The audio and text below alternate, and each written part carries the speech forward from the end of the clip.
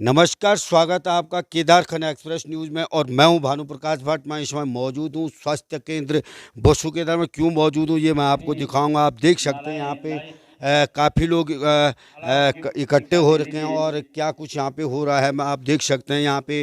मैं आपको बताऊंगा कि यहाँ पे जो स्वास्थ्यकर्मी मैडम नौटियाल जी थी, आज वो सेवानिवृत्त होने जा रही हैं और किस ढंग से यहाँ पे प्रोग्राम चल रहा है। मातृशक्ति यहाँ पे है और आपको सीधे केदार खंड के माध्यम से दिखा रहा हूँ आपको कि से बिछुड़ना इतना सरल नहीं होता है।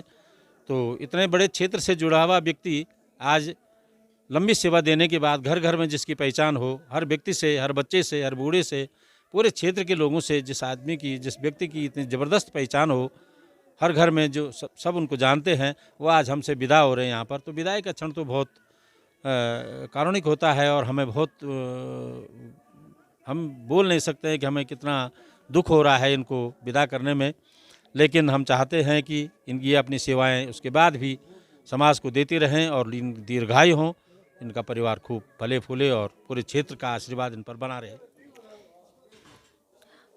सबसे पहले तो हमारी एनएम दीदी, उनका व्यवहार बहुत अच्छा था। उन्होंने बहुत अच्छे ढंग से हमें सिखाया। हमें कुछ नहीं आता था, उन्होंने बहुत अच्छे ढंग से हमें जो भी है उन्होंने हमको बहुत अच्छे ढंग से सिखाया। काम करने का तजुर्बा सिखाया, बहुत अच्छा उन्होंने हमको सीख दी है। हम उनको कभी नहीं भूल सकते हैं। बस यही आशा करते हैं कि वो आगे भी हमें इसी तरह सपोर्ट करें। बस यही हम ने 40 साल तक लगभग सरकारी सेवा की है, तो क्या कुछ आपको अनुभव रहा और किस ढंग से आपको यहाँ पे जो लोकल माहौल था, किस ढंग से आपको सहयोग मिलता रहा और भविष्य में आप क्या कुछ सोच रही हैं कि जब आप सेवानिवृत्त हुए तो किस ढंग से आप समाज को अपनी सेवा देती रहेंगी?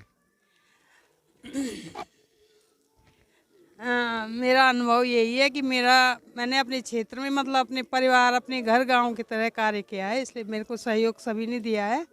मेरे कि जब आप सेवानिवृत्त हुए तो किस ढंग से आप समाज को अपनी सेवा देती रहेंगी? मेरा अनुभव यही है कि मैंने अपने क्षेत्र में मतलब अपने परिवार, अपने घर गांव की तरह कार्य किया है, इसलिए मेरे को सहयोग सभी ने दिया है। मेरे क्षेत्रवासियों ने, सभी मेरे भाई, मैंने अपने रिश्ते बनाए, कोई ताऊ, कोई मामा, कोई भाई, कोई, तो इस तरह मेरे को सभी का सहयोग मिला और बहुत ही इज्जत मिली। और आगे भी अगर मेरी आंगनबाड़ी आशाएं, तो मैंने जब बोला होगा, जहाँ पे बोला होगा, मेरे साथ खड़ी रही। अब मेरा सहयोग, ये लोग नहीं होते तो मेरी नौकरी, कोविड में तो मैं नौकरी कर ही नहीं पाती।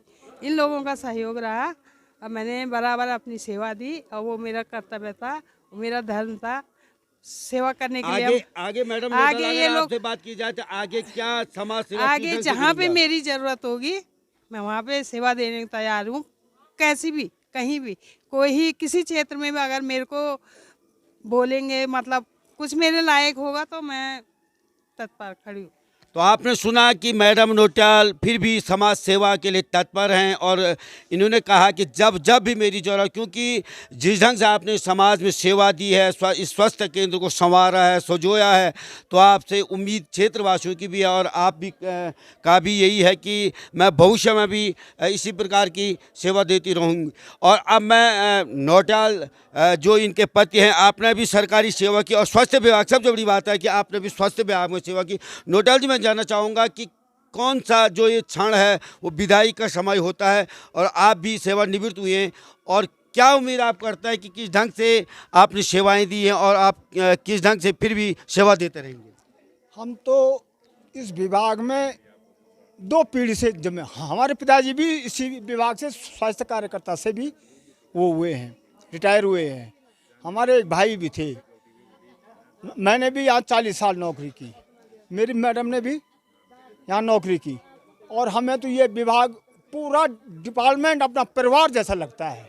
क्षेत्र तो है ही, लेकिन डिपार्टमेंट भी हमारा अपना परिवार है, क्योंकि हम कई पीढ़ियों से यहाँ काम कर रहे हैं और हमने बहुत आनंद से यहाँ काम किया है, जिम्मेदारी के साथ काम किया है। मैं यही कहूँगा, इसी प्रकार हम सेवानिवृत्त होने के बाद भी अगर हमें सेवा की ज़रूरत होती है तो हम तैयार है। बहुत अच्छी बात है कि नोटियाल जी ने भी ये कहा है कि मेरी मैडम की और मैं भी सेवा करता हूँ और मेरी मैडम को समाज में जिस ढंग की सेवा की ज़रूरत होगी मैं करता रहूँगा। तो आप बने रहें, केदार खंड एक्सप्रेस न्यूज़ के साथ फिर उपस्थित होंगे।